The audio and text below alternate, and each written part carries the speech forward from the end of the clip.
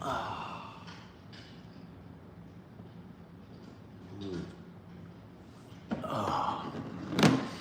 evening.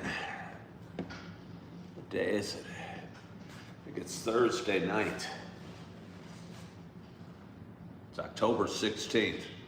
Don't usually talk about the day of the week or the date because my hope is that by me reading a couple chapters out of the Bible each night, they kind of become timeless, if you will, and something somebody can fall back on if they're kind of curious about the words of the Bible, but maybe for whatever reason aren't motivated to pick it up.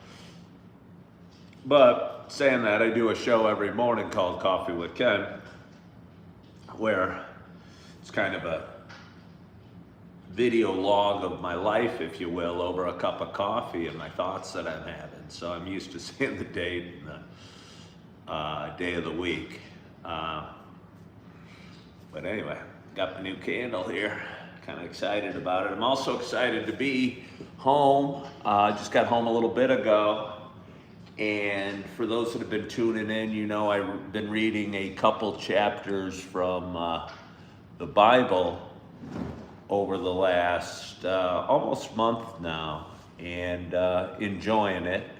And last night I finished the book of Genesis. So we're going to keep reading. I don't know if the writing style will be different, if the authors are different between the books of the Old Testament, but I'm looking forward to digging in. And my plan is to read a couple chapters of the book of Exodus each night because it worked out really well with the book of Genesis. And hopefully they're the same length. Hopefully the chapters aren't really long at Exodus. I might have to adjust on the fly. But anyway, I want to thank you for joining me tonight. And again, I'm looking forward to starting a new book in the Old Testament. And it's the book of Exodus. Feels kind of funny. Kind of excited. But chapter 1. Israel increases greatly in Egypt.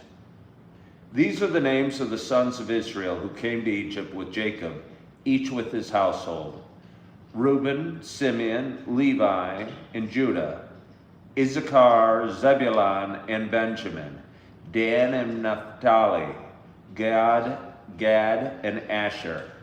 All the descendants of Jacob were 70 persons. Joseph was already in Egypt. Then Joseph died, and all his brothers and all that generation. But the people of Israel were fruitful and increased greatly. They multiplied and grew exceedingly strong, so that the land was filled with them. Pharaoh oppresses Israel.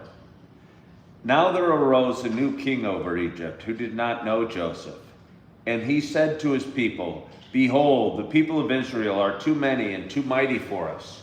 Come, let us deal shrewdly with them, lest they multiply. And if war breaks out, they join our enemies and fight against us and escape from the land."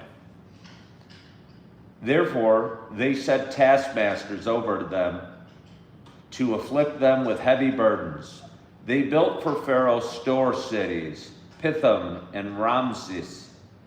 But the more they were oppressed, the more they multiplied, and the more they spread abroad.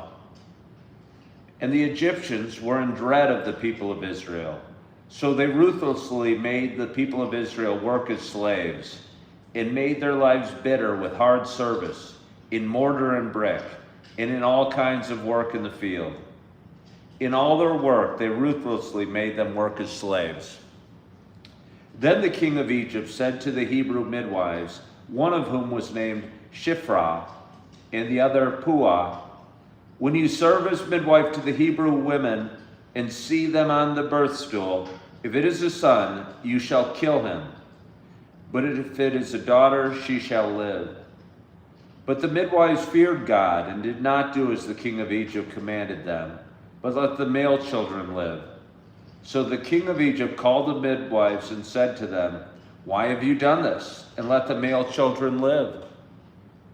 The midwife said to Pharaoh, because the Hebrew women are not like the Egyptian women, for they are vigorous and give birth before the midwife comes to them. So God dealt well with the midwives, and the people multiplied and grew very strong. And because the midwives feared God, he gave them families. Then Pharaoh commanded all his people, "Every son that is born to the Hebrews you shall cast into the Nile, but you shall let every daughter live." Chapter 2, the birth of Moses. Now a man from the house of Levi went and took as his wife a Levite woman. The woman conceived and bore a son, and when she saw that he was a fine child, she hid him 3 months. When she could hide him no longer, she took for him a basket made of bulrushes and daubed it with bitumen and pitch. She put the child in it and placed it among the reeds by the river bank. And his sister stood at a distance to know what would be done to him. Now the daughter of Pharaoh came down to bathe at the river, while her young woman walked beside the river. She saw the basket among the reeds and sent her servant woman, and she took it. When she opened it, she saw the child, and behold, the baby was crying. She took pity on him and said, "This is one of the Hebrews' children." Then his sister said to Pharaoh's daughter, "Shall I go and call you a nurse from the Hebrew women to nurse the child for you?" And Pharaoh's daughter said to her, "Go." So the girl went and called the child's mother. And Pharaoh's daughter said to her, "Take this child away and nurse him for me, and I will give you your wages." So the woman took the child and nursed him. When the child grew older, she brought him to Pharaoh's daughter, and he became her son. She named him Moses, because she said, "I drew him out of the water." Moses flees to Midian. One day when Moses had grown up, he went out to his people and looked on their burdens, and he saw an Egyptian beating a Hebrew, one of his people. He looked this way and that, and seeing no one, he struck down the Egyptian and hid him in the sand. When he went out the next day, behold, 2 Hebrews were struggling together. And he said to the man in the wrong, "Why do you strike your companion?"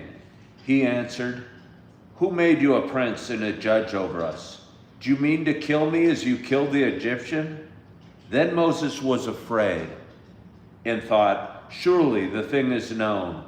When Pharaoh heard of it, he sought to kill Moses.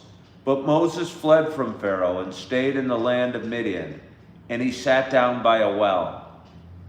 Now the priest of Midian had 7 daughters, and they came and drew water and filled the troughs to water their father's flock.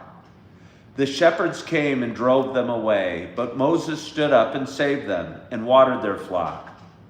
When they came home to their father Reuel, he said, "How is it that you have come home so soon today?"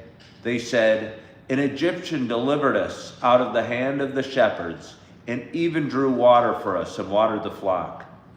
He said to his daughters, "Then where is he? Why have you left the man? Call him that he may eat bread."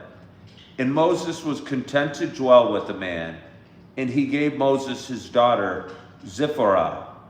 She gave birth to a son, and he called his name Gershom, for he said, "I have a sojourner in a foreign land."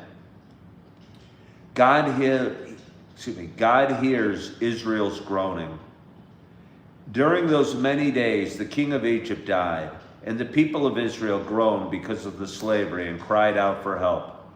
Their cry for rescue from slavery came up to God, and God heard their groaning, and God remembered his covenant with Abraham, with Isaac, and with Jacob. God saw the people of Israel, and God knew.